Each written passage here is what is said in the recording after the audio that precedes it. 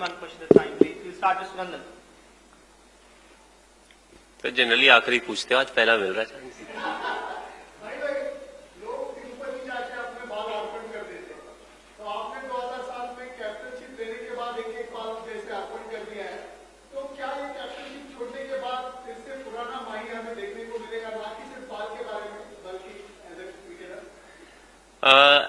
As a cricketer काफी कुछ बदल गया है। 2007 से 4 में डेब्यू किया था, 7 में कैप्टनशिप मिली थी। तब से अगर अभी तक का सफर कंपेयर किया जाए तो ओवर द पीरियड ऐसा हुआ कि जो टीम का रिक्वायरमेंट था, स्पेशली मेरी तरफ से, वो काफी चेंज हो गया। पहले कुछ मैचेस में मैं नीचे बैटिंग किया, उसके बाद मुझे ऊपर बैटिंग का चांस मिला, और फिर उसके बाद मेरा बैटिंग ऑर्डर ऐसा कोई फिक्स नहीं था कि मैं इसी नंबर पे जाऊंगा। आई यूज टू प्ले 25 ओवर या 30 ओवर की बैटिंग मुझे मिलती थी, जो कि लास्ट फ्यू इयर्स में चेंज हो गया। ऊपर वाले ने बहुत अच्छी बैटिंग की और मुझे ऐसा लगा कि नीचे कोई वैसा एक्सप्लोसिव फिनिश करने वाला बैट्समैन हमें नहीं मिल पाया, जिसके कारण I was batting low down the order. So over the years जो भी टीम का रिक्वायरमेंट था, उसके हिसाब से मैंने अपनी बैटिंग चेंज की है। आने वाले समय में जो मुझे रोल और रिस्पॉन्सिबिलिटी दी जाएगी, उसके हिसाब से मैं वापस चेंजेस लाऊंगा अपनी बैटिंग में। एंड लास्ट 10 ओवर में अगर बैटिंग कर रहे हैं तो of course more often than out आपको ज्यादा रन बनाने पड़ते हैं, मारना पड़ता है। So that will be the normal scenario, but depending on where I am batting, कितने ओवर्स हैं, क्या है, उसके हिसाब से मैं बैटिंग करूंगा। बाल तो बड़े नहीं होंगे।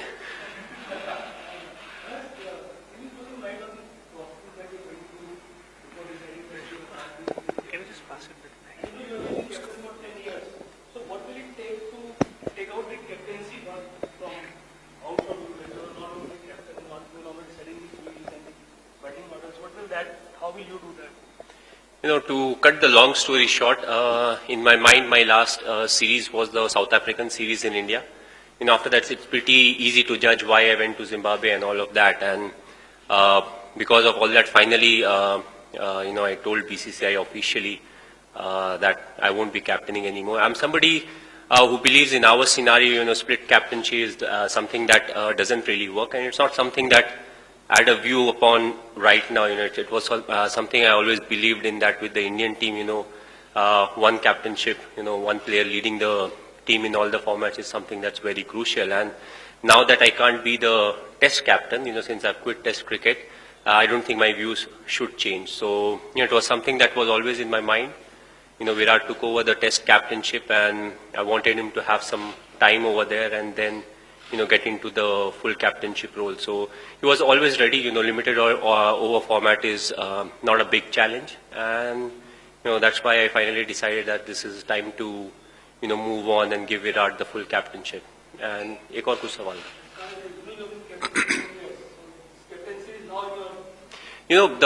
The captainship part. I think the wicketkeeper is always a vice captain of the side, irrespective of whether he's the announced vice captain or not. One thing is there that the field setting is usually given to the vice captain or the wicket keeper. In this scenario, I'll have to keep a close eye as to what the skipper really wants, as to what are his preferential field positions. When I was the captain and the wicket keeper, I always knew what I wanted, where I could keep the fielder. So I already had this chat with Virat as to how he likes his fielders, where he wants them to be, because that will have to change in the sense, I'll have to be more aware about, okay, these are the, like, in whether he wants the short third fine or he wants it slightly wider, because different people, have different opinions on how they want to use a particular fielder. I was always somebody who liked the, if you have a short third or a short fine, I always preferred it closer to me, so that it's slightly more difficult for the batsman. He has to play a shot to get it through the right side of the fielder. So, all of that, I'll have to adapt. But overall, I don't think much changes. I'll be there to give as many suggestions as possible to Virat as and when required. And the field positioning is something, I'll have to keep a close eye. I can't just, freely on my own, you go left, you go right. I'll have to consult him, tell him, because if it's strategically positioned in a particular place, it can become a bit of a problem, because if I start moving around, but, it's not something that's a big trouble to cope up with. It's just that I'll have to keep a close eye, especially in the first few games, maybe a couple of games where, I can read the field positioning and everything and use it, from their point. What do you think were the high points of your captaincy? And any regrets as captain? No, I don't regret anything in life, because what has happened has happened. What doesn't kill you makes you stronger. As far as, the good things are concerned, there are plenty of good things that happen. It's very difficult to pick and say, okay, these were the difficult parts or these were the parts where I really enjoyed it. Overall, it has been a journey for me, the ups and the downs, right from when I started, I went through the good period, I went through the tough period. When I started, there were a lot of senior players in the side, and as we progressed, there was a time when the senior players had to leave, and we had to make sure that the transition is smoother. And also, what really happens at that point of time is you try to groom the youngsters so that they start to perform very quickly. The only good thing is, if you see over the period, once the seniors left us and the juniors came into the side, from that point till now, it's the same juniors who have started to do well. We invested in them, and over the period, they started proving that they are the ones, who will take the legacy forward when it comes to Indian cricket. So, that was a very satisfying thing to see. But overall, it was a journey that I really enjoyed, and it's something that brings a smile on your face. Whether it's the tough periods or the the winning periods, but overall it's a journey that's more important.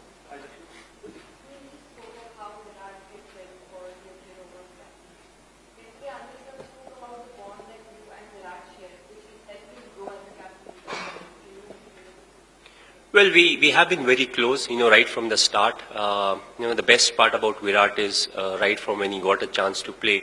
In Indian cricket, more often than not, we have seen a lot of cricketers say, when they get 5 games, and if they are out of the side, they're always worried about the 2 games they didn't get. But Virat was always somebody, he wanted to improve whatever chances he got. He wanted to do well in those games, and I think that's the reason why he's so successful right now. He always wanted to contribute more. If he scores a 60 or a 70, he was somebody who wanted to score 100, who wanted to be there at the crease, if India, they are chasing, or if we are setting a big score. So I felt that was the key factor for Virat, and right from the start, we have interacted a lot. And, he has improvised his cricket, at the same time his thinking and everything. So I feel, with more responsibility on him, he will keep getting better. And now with, leading the test side for more than a year now and playing a lot of matches, ODI is slightly easy format. Okay, you may have to take quick decisions at times, but still compared to the test format, it's an easier format to captain. So, my job will be to assist him wherever it's needed, give him the, whatever I have, as my thoughts from behind the stump, reading the batsmen as to, how they are batting, what their strengths are, how the bowler is bowling, because that's something that is a real asset of a wicket keeper. He sees the whole game in front of him, the bounce of the wicket, the lines that the bowlers are bowling, whether the batsman is playing good shots or the bowler is bowling bad delivery. So, from my side, it will be, flowing of information and, giving him as much information as possible, information that doesn't really confuse him, keep it very simple. And, ultimately he'll have to pick and choose as to, these are the options that he would want to like. And I feel the kind of relation we have got, what's brilliant is, if I go up with 100 ideas to him, he's comfortable saying no to all of them, because that's what his responsibility is, to pick and choose what he is really convinced about. And I feel that kind of relationship is very important, because I shouldn't feel, okay, if I'm saying something that should happen, and he shouldn't feel as if, whatever is coming from my side, has to be implemented, because he has to take the responsibility of whatever decisions he is making. So the more I can serve to him, the more he can pick and choose, the better it will be for our cricket.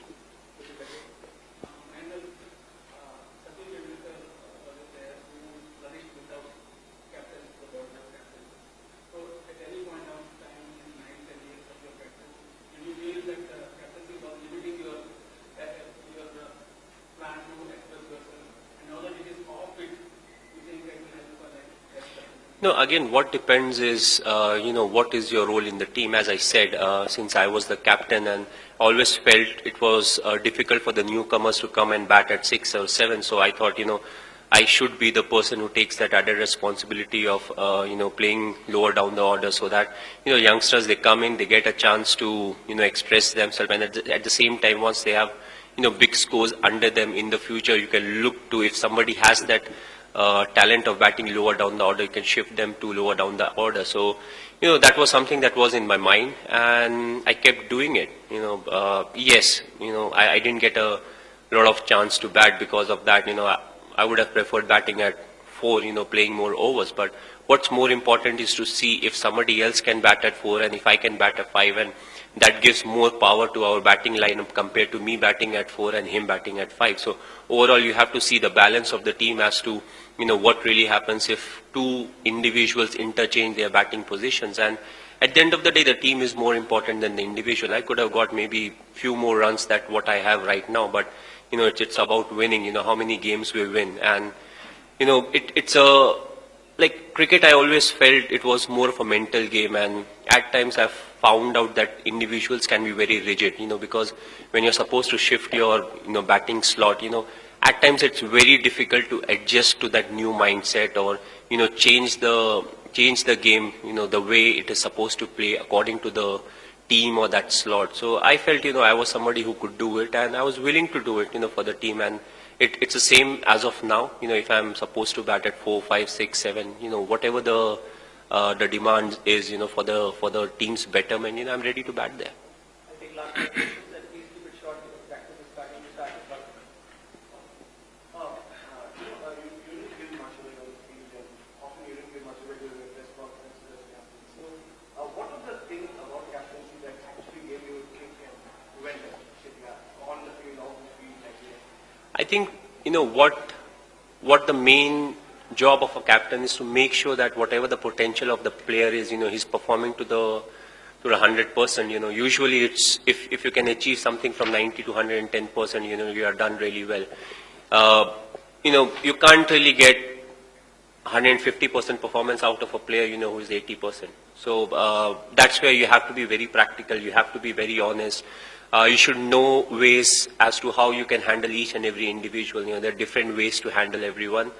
For some it's kind word, for some it's harsh word, for some it may be just expression in your eyes. So, you have to figure out what really works the best, and at times it may be the false confidence that you're giving to the guy, because that's what is really needed at that point of time. But you have to be clever enough to evaluate as to this is what is needed at that point of time. And, ultimately the leader's job is to get the best out of the team. If the team is there and if you know the potential of the team, you can definitely make sure that they're performing to the potential. You may face a few problems at times, let's say if you have 2 or 3 batsmen who are not performing at the same time, it may be a hindrance. But more often than not, you look at the bigger picture of saying, if you're backing someone, once it comes to the ICC events and the big tournaments and the knockout stages, who is that person, who can really win big games for you. But at the end of the day, you can give only a few games to the individual. Maybe 2 or 3 or 4 more games, that is provided by the team if they're doing really well. But overall, you can't do much. But still, you need to have that faith, and you want to make sure that everybody is performing to the kind of potential they have. What aspects of the captaincy will you not miss here on? Press conferences, I always felt, there were too many press conferences. I always felt it was better to have the captain come from the post-match, because also what happens is, I feel, we don't need to have press conferences every day, because you want new views, new ideas coming from the player side. So, let's say for a startup of the series, you have the captain coming up for the first match press conference, then you have, maybe after the game he can come again, but after that, whoever is performing should come for the pre-match, because more often than not, the questions are related to the game, and the skipper is, appropriately placed to answer those questions. And before the game, I don't think the skipper can say a lot before the start of the game. If you're going through a bad phase, you're like, okay, what's the next game plan? Okay, game plans are not done in press conferences. So I always felt, the captain at times had too many exposures, especially when we went outside, at times it became difficult to convince the local bodies as to, it's not really needed, it's a waste of time and talent. But it was like, okay, it's written in the MOU, so the captain needs to do it. So it was actually quite foolish. But I always felt the post-match is where the captain can go and express himself, what went wrong, what should be done, and all of that. Pre and post, I think it's a waste of time. Amol, was there a trigger as such? You spoke about what prompted you to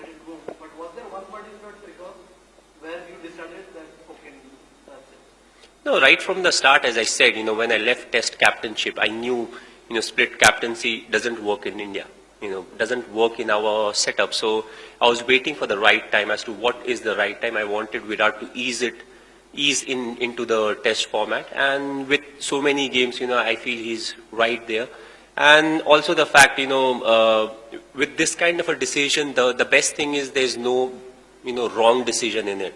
It's just the timing, and it's the right time. I feel this team has the potential, to do well in all the formats, irrespective of where we are playing. And people keep debating as to who's a good captain, who's a bad captain, who's the best captain. I think this team has the potential, when it comes to winning games, they should win games more than any other captain or team has won, because that's the kind of potential that they have got. You look at the kind of talent they have, and at the same time, the age group they are in. It seems as if everything goes well, they have the potential to play for the next 10 years or 12 years, if not more. We have a pool of bowlers, fast bowlers who can bowl well in any condition. We have a pool. Why pool is important? Because if a few of them will get injured, because we play a lot of cricket. So if few of them gets injured, all of a sudden you are not in a dilemma that, who is your strike bowler. And that goes through across all the formats, the T20, the ODIs and everything. So, I feel it gives the team the opportunity, and especially Virat, starting from the Champions Trophy, to win the Champions Trophy in England. And, I felt it was the right time to move on, because if I'd have stayed till the Champions Trophy, nothing much changes. A lot of people were like, okay, why did I quit mid-series in Australia, But, you have to look at the bigger picture. What is more beneficial? One more game into my Test number, maybe it would have been about 92 or 91, whatever. It doesn't make a lot of a difference, but since Saha was there, he gets a chance to play one more game in Australia, and if everything goes well, he will be the person who will be going into the foreign tour, so he has that exposure, and Virat also at the same time gets the same kind of exposure. Last question, Harith.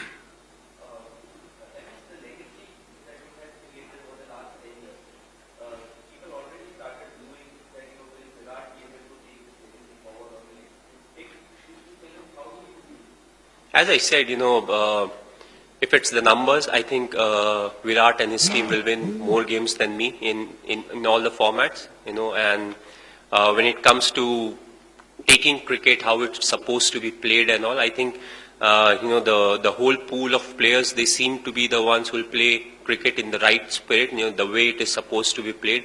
It doesn't seem as if, there are a few individuals who may break the laws and all of that, when it comes to being on the field and how we are supposed to conduct ourselves on the field. So, both ways are covered, and I feel, it will be the most successful Indian cricket team ever on a consistent basis, because that's the kind of potential they have, that's the kind of experience they have right now. Though they are young, but still they have played a lot of cricket both in India and outside, and in pressure situations. They have played in knockout tournaments, when it comes to the ODI and the T20 format, and they have played under pressure. We have played a lot of test matches in India, but they were not easy test matches. We played on a lot of turning wickets where the lower order contribution was very important. At the end of the game, you may see, okay, we won by so many runs, but actually the game was much closer than, what the scorecard really predicts. So, it has the recipe to do everything, and, I firmly believe this will be the team, that will, rewrite history, if you want to say it, or I think, they'll do something very special, in the coming years. Of course, the period will be slightly longer, because they will be together for a long period. So hoping no injuries, no serious problems to any of the, core member of the groups, they will do very well.